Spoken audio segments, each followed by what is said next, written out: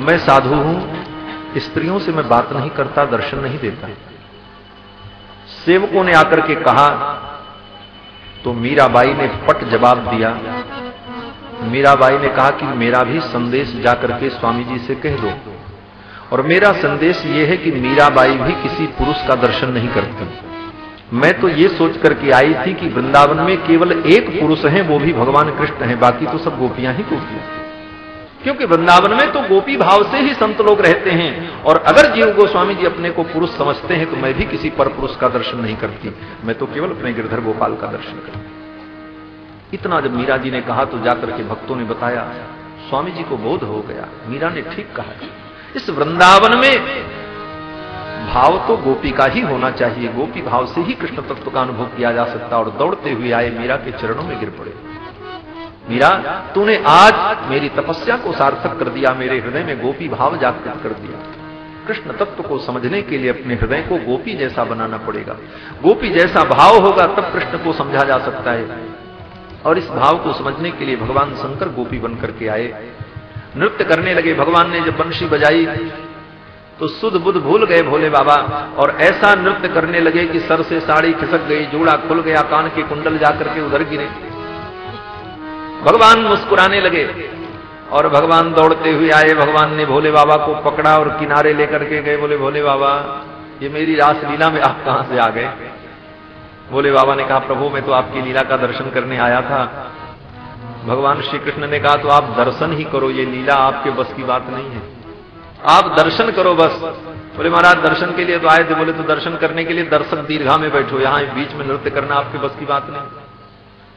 और भोले बाबा को ले जाकर के जमुना के पुलिन में भगवान श्री कृष्ण ने बैठा दिया, और सिर से खिसक गई जब साड़ी, वो साड़ी सिर से खिसक गई थी, उसको सिर पे ठाकुर जी ने किया और आगे घूंघट कर दिया। और घूंघट करने के बाद स्वयं भगवान ने भोले बाबा के घूंघट को उठाया और मुस्कुराते हुए कहा, बहुत अच्छे लग रहे हो महाराज, बस ऐसे ही विराजो। आज भी भोले बाबा उसी भाव से विराजे हैं। वृंदावन कभी जाओ तो गोपीश्वर महादेव का दर्शन जरूर करना। वृंदावन में जमुना के तट पर भगवान शिव का मंदिर है, गोपीश्वर महादेव। भगवान शिव गोपी के रूप में विराजते हैं, उनका श्रृंगार गोपी के रूप में होता है। तो जिस लीला का दर्शन करने के लिए भगवान शिव ने गोपी वेश बनाया, ऐसी पवित्र लीला, अद्भुत लीला है जिसमें काम का लेश मात्र भी नहीं है, अपितु काम विजय लीला है।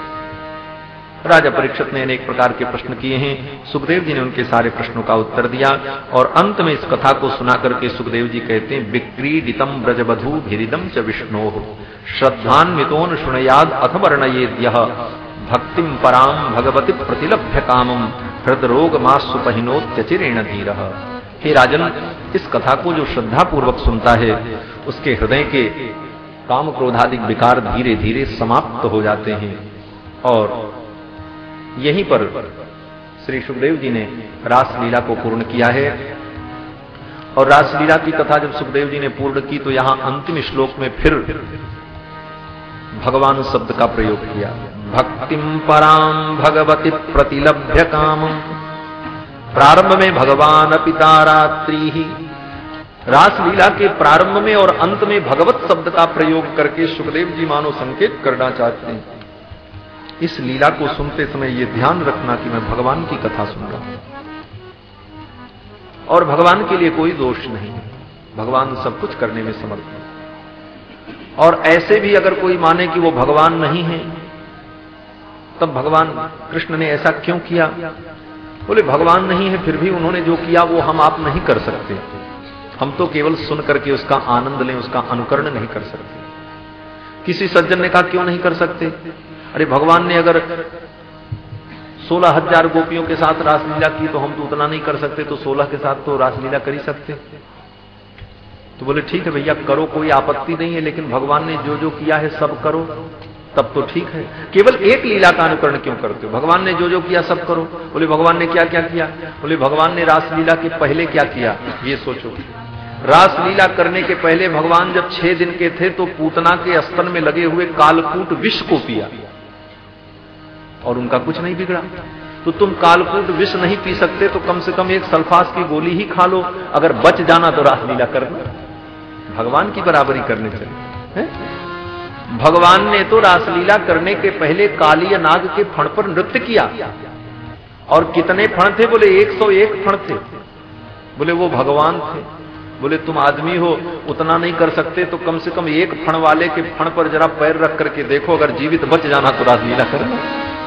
काट लेगा महाराज, मर जाओगे, डॉक्टर के यहां भी नहीं पहुंच पाओगे। इसलिए भगवान की लीला को सुनकर के आनंद का अनुभव करना चाहिए। भगवान की लीला में दोष का दर्शन करना नहीं चाहिए। भगवान की लीला में दोष देखना ये अपराध है। भगवान तो सर्व करने समर्था, सब कुछ करने में समर्थ है। और भगवान ने लीला की तो कैसे की? कोई गोपी वहां पहुंची ही नहीं, शरीर से दिव्य रूप से आत्माएं पहुंची। और आत्माओं का परमात्मा के साथ जो मिलन है, इसी का नाम रासलीला है। आत्मा रामोप्यरी रमत। और ये आत्माएं हैं क्या? बोले आत्मा परमात्मा का प्रतिबिंब है। सुखदेव जी कहते हैं रेमे रमेशो ब्रज सुंदरी फिर यथार्भकाः स्वप्रतिबिंब विभ्रमः। भगवान श्री रमेश, भगवान का एक नाम रमेश है, रमाया ईशः, रमा के स्वामी है।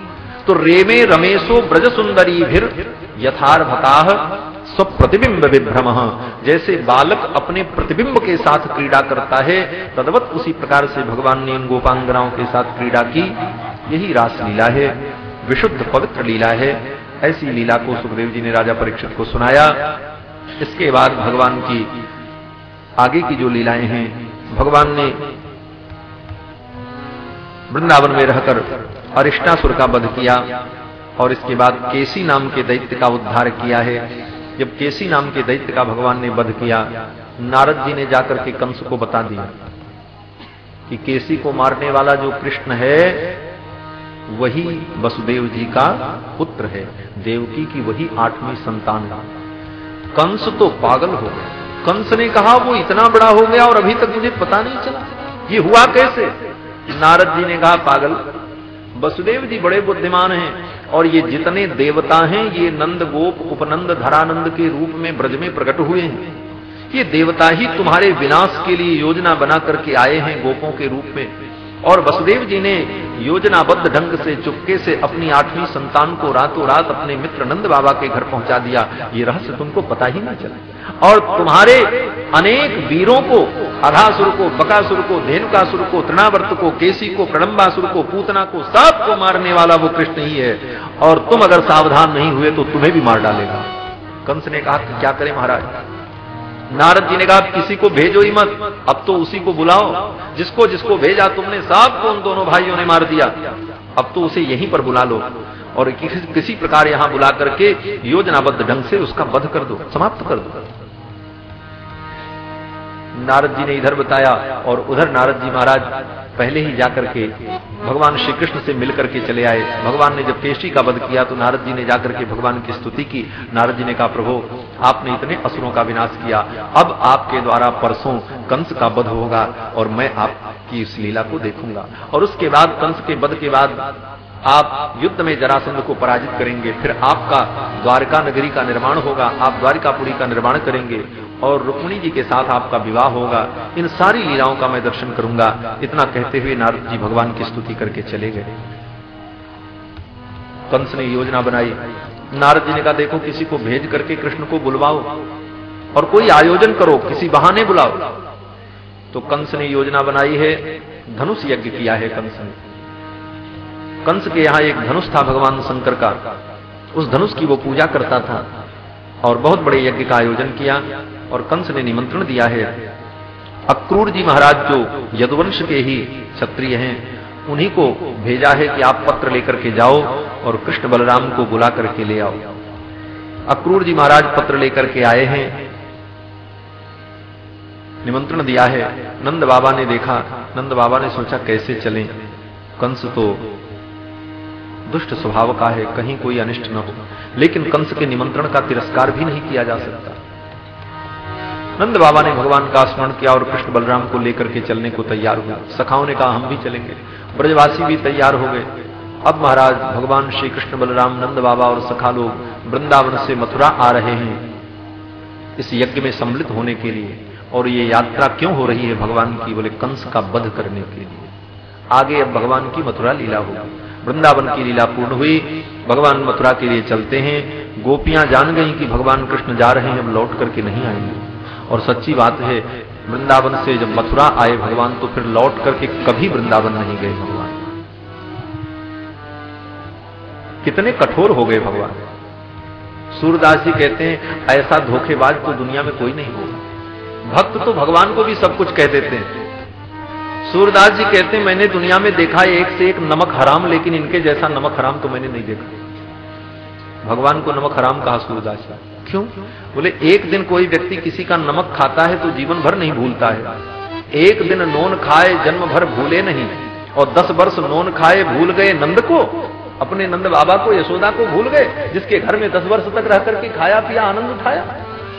एक दिन नोन खाए जन्म भर भूले नहीं, 10 वर्ष नोन खाए भूल गए नंद को।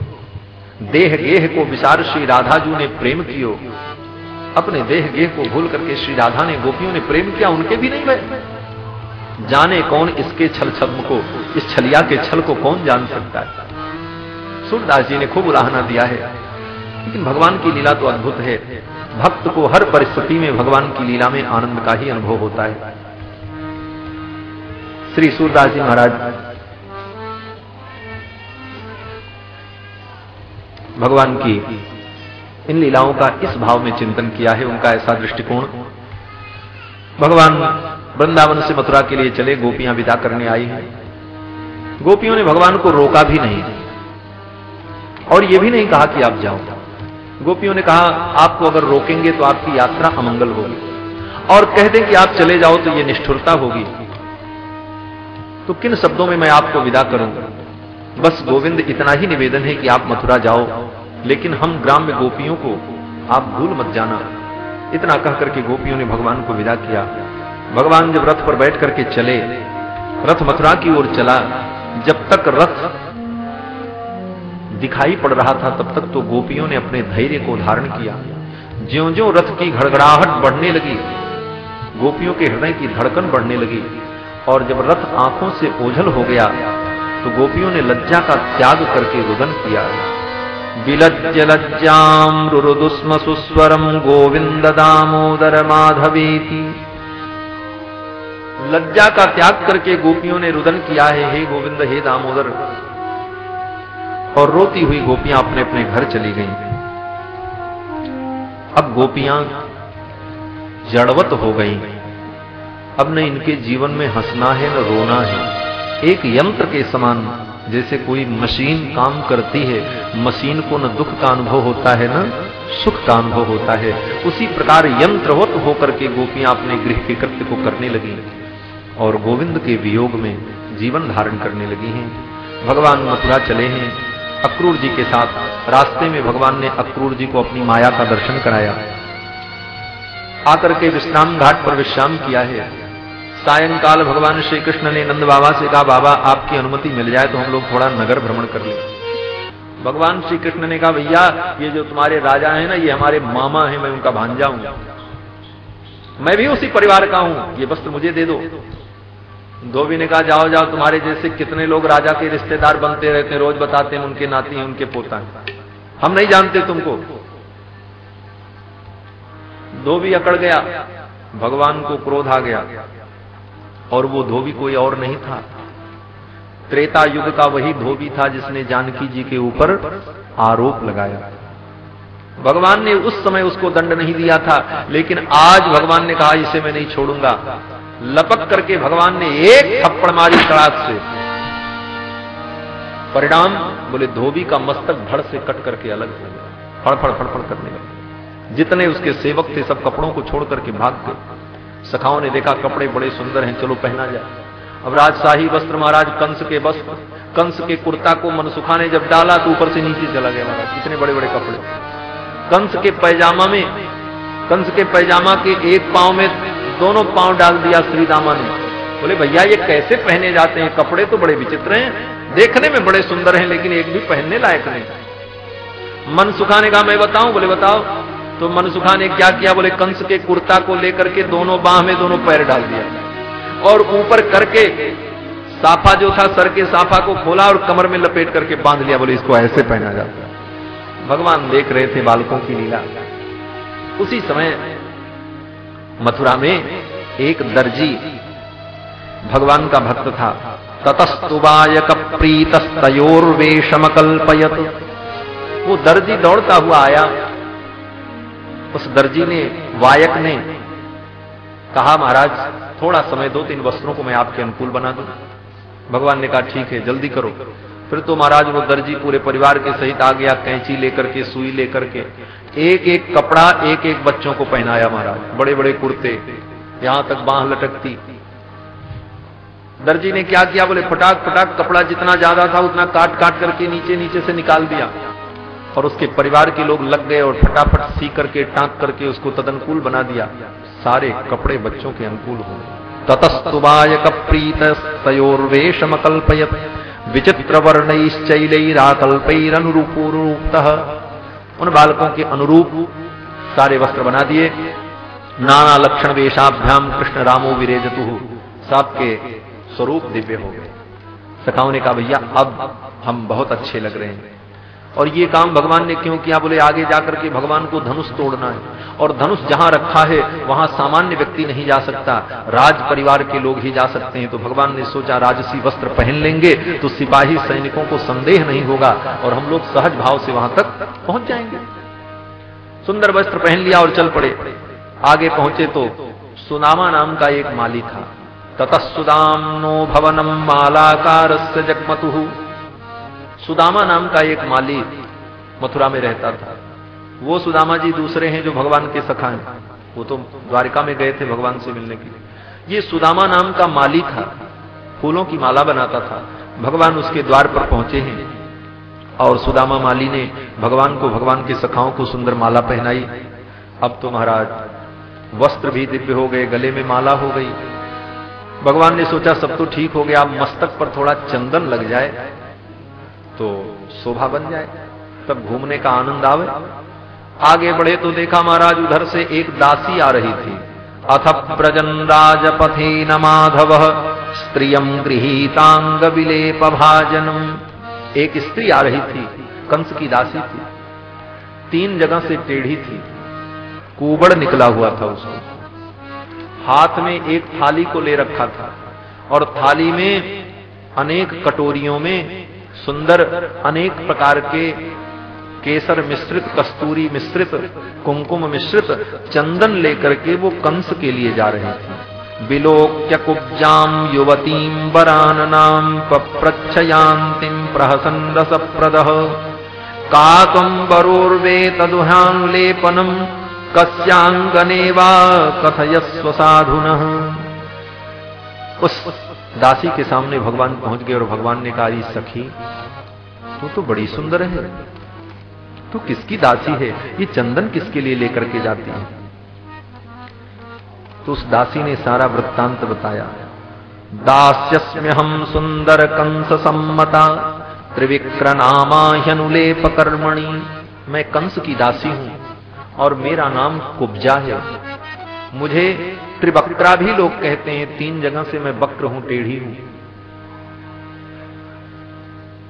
तो भगवान श्री कृष्ण ने कहा सखी तू बड़ी सुंदर है, तू मुझे बहुत अच्छी लगती, थोड़ा चंदन मुझे देगी लगाने के लिए।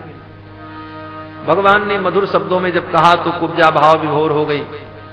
कुब्जा ने कहा श्याम सुंदर ये चंदन तो मैं आपको दूंगी, अपने हाथों से मैं आपको चंदन लगाऊंगी,